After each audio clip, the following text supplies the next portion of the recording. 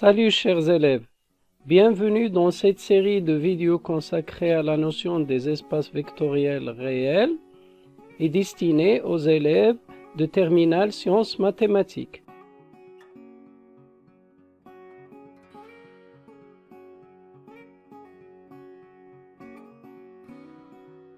Exemple 2, on rapporte le plan en repère cartésien, O, I, J.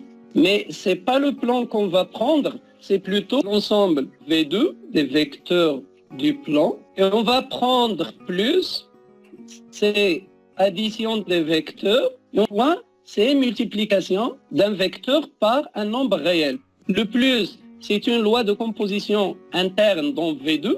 Le point, c'est une loi externe parce que c'est la multiplication d'un nombre réel par un vecteur et ça donne bien sûr ce composé-là, c'est un vecteur du plan.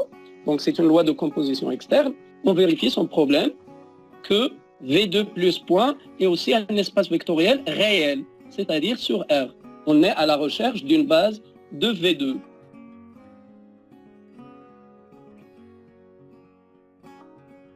On a vu que pour tout U appartenant à V2, il existe unique AB appartenant à R carré, tel que U s'écrit à I plus BJ. A et B, ce sont les coordonnées du vecteur U par rapport à IJ, par rapport au repère, disons, ou bien par rapport à la base IJ qu'on va prendre après. Les coordonnées sont uniques. Eh bien, figurez-vous que, vu que ces vecteurs-là sont aussi des éléments de V2, et que tout vecteur U s'écrit à I plus BJ, c'est-à-dire combinaison linéaire de ces deux vecteurs-là, utilisant bien sûr les coefficients réels, ceci va faire de la famille B égale IJ une base de V2 plus point, c'est-à-dire de l'espace vectoriel. La dimension de V2 par rapport à R, c'est 2. Et ce 2-là, c'est le cardinal de B. Donc, l'espace vectoriel V2 plus point et l'espace vectoriel C plus point ont même dimension 2.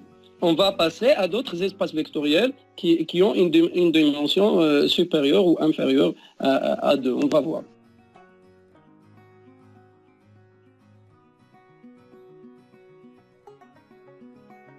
On rapporte l'environnement vient à l'espace usuel A, un repère cartésien. O, I, J, K.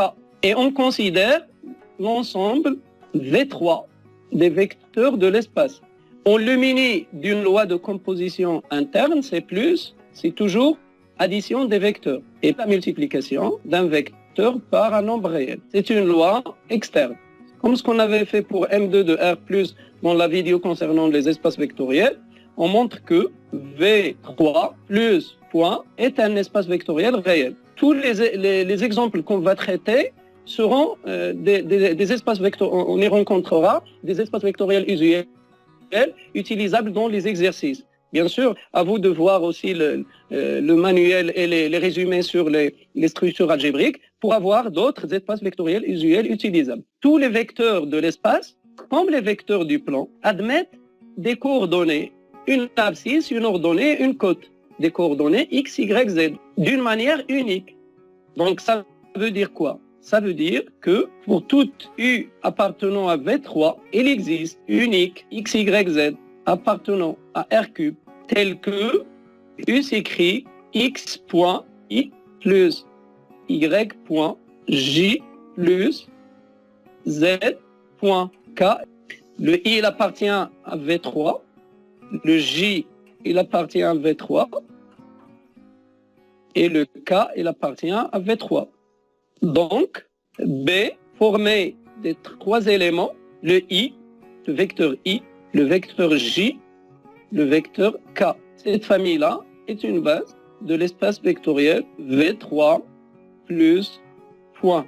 On en déduit que la dimension de V3, relativement bien sûr au corps R, c'est égal à 3. Et 3, c'est le cardinal de la base B. Je voudrais noter aussi que ces trois vecteurs qui constituent le repère doivent être non coplanaires. On va revenir sur ceci dans d'autres occasions. Pour l'exemple 2, les vecteurs I et J sont non collinéaires pour les trois vecteurs non collinéaires pour le plan, deux vecteurs I et J non collinéaires pour avoir un repère avec le point O, mais pour l'espace, pour avoir un repère de l'espace, on a besoin d'un point O bien sûr, mais de trois vecteurs non coplanaires. On va revenir sur ceci après dans d'autres occasions.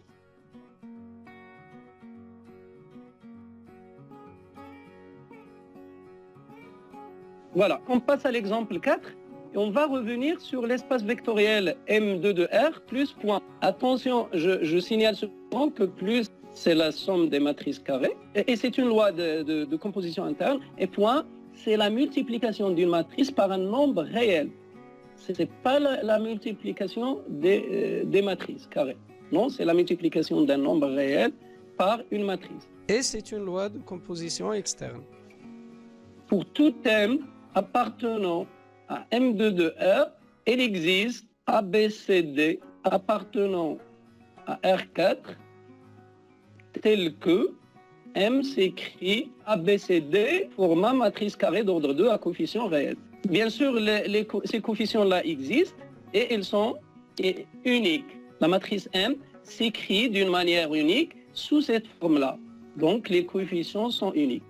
En outre, M égale ABCD. Remarquez que cette matrice-là, on peut la décomposer de cette manière-là. La somme de ces quatre matrices, ça donne ABCD. A plus 0 plus 0 plus 0, c'est A. 0 plus 0 plus C plus 0, c'est C. 0 plus B plus 0 plus 0, c'est B. 0 plus 0 plus 0 plus D, c'est D. Voilà. Donc, c'est égal.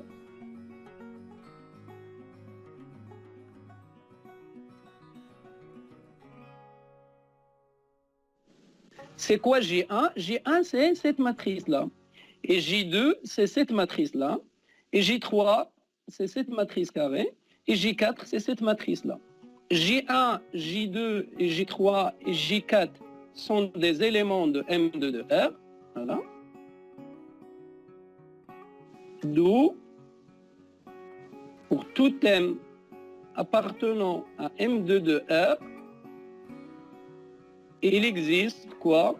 Il existe unique ABCD, on réécrit ce qui a été écrit avant d'une autre manière, appartenant à R4, tel que M s'écrit A point J1 plus B point J2 plus C point J3 plus D point J4. Donc, les éléments de M2 de R se créent d'une manière unique en fonction des matrices carrées qui ne dépendent pas des coefficients G1, G2, G3, G4. Donc, tout élément de M2 de R s'écrit d'une manière unique qu'en combinaison linéaire des matrices carrées G1, J2, J3, J4. Ça veut dire quoi? Ça veut dire tout simplement que cette famille-là est une base de l'espace vectoriel M2 de R plus point. Ça veut dire que notre espace vectoriel M2 de R plus point est de dimension 4. Les coefficients A, B, C, D uniques sont les coordonnées du vecteur M, du vecteur matrice M, dans la base J1, J2, J3, J4. Voilà. La dimension de M2 de R, c'est 4. Toutes les bases de M2 de R ne contiendront que 4 éléments. Et parmi toutes les bases de M2 de R, celle qu'on vient de voir s'appelle la base canonique de M2 de R plus point.